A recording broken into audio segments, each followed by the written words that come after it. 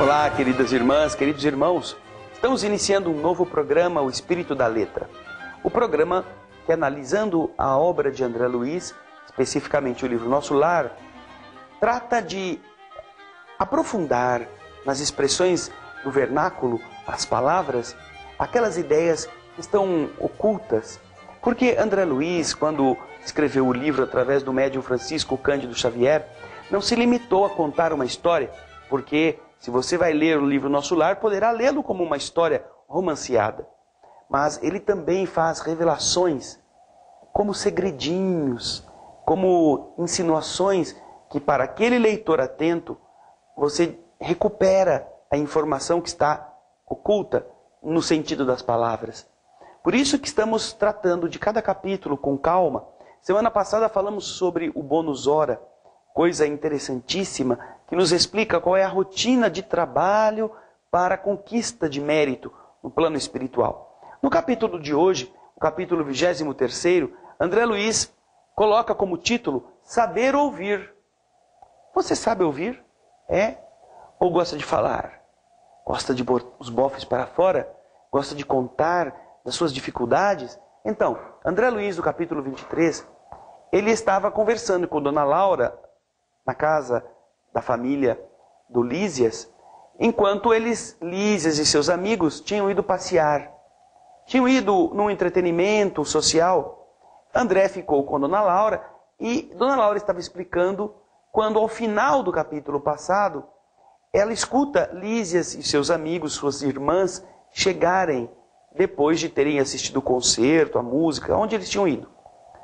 Quando Lísias vê que André Luiz ainda está acordado, chama André Luiz para fora da residência para que André pudesse ver a beleza da noite enluarada naquela região do plano espiritual. André nunca tinha se dado conta de como era lindo o céu e como a beleza da noite envolvia as pessoas. Ele respira o perfume das flores que ali emergem dos cálices, como se você tivesse aberto um frasco de perfume, e ele então se sente inspirado a respirar profundamente, como ele diz, a longos haustos, a longos goles, a longos sorvos ou aspirações profundas.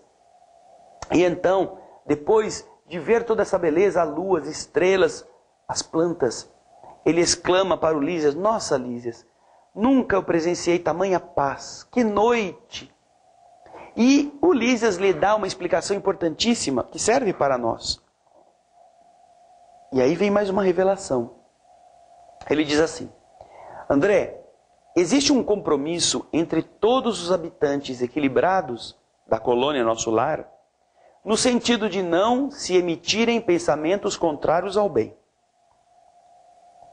Veja só, a sua casa é o seu lar, não é? Já pensou em transformar a sua casa nesse jardim, em não se emitir pensamento nenhum que seja contrário ao bem, em você não falar palavrão dentro da sua casa, em não xingar ninguém, em não fazer fofoca, em não criticar, em não ser áspero, grosseiro, rude?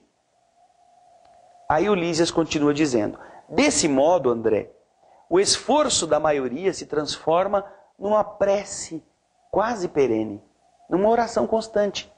Daí nascerem as vibrações de paz que estamos observando aqui, que estamos sentindo.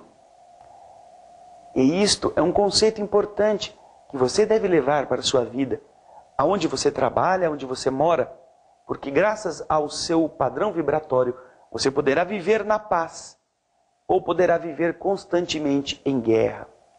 André então fica deslumbrado, mas logo depois eles voltam para o interior da casa. Lísias se aproxima de um pequeno aparelho que está colocado na sala. O aparelho parece uma televisão, dessas televisões que nós conhecemos. Não se esqueça que o livro Nosso Lar foi escrito na década de 30, basicamente relatando fatos do ano de 1939, 40, e, portanto, a televisão, como nós a conhecemos hoje, em pleno século XXI, não era a mesma, não é? Mas em Nosso Lar já havia aparelhagem eletrônica, e que, parecendo uma televisão ou um aparelho de rádio antigo, aguçou a curiosidade do André. Pegue o texto E vamos ver. André quer saber. O que nós vamos ouvir aí, Lísias? Vamos ouvir mensagens vindas da terra? Estou interessado, estou ligadão. Eu deixei lá na terra meus parentes. Será que eles vão mandar alguma notícia para mim? Ai, eu estou com saudade. Quero saber direitinho o que aconteceu lá. Então, Lísias, percebendo a minha ânsia e vindo ao encontro das minhas interrogações, ele esclareceu. Não, André, nós não ouviremos vozes do planeta. Nossas transmissões baseiam-se em forças vibratórias mais sutis do que as esferas da crosta. Eu falei aqui de televisão, não é? Como se fosse um aparelho de televisão. Ele está citando como algo parecido com um rádio, uma transmissão mais avançada do que a rádio da época. E então ele está explicando para o André, não é? Olha, nós estamos funcionando com forças mais sutis do que aquelas que estão na esfera da crosta.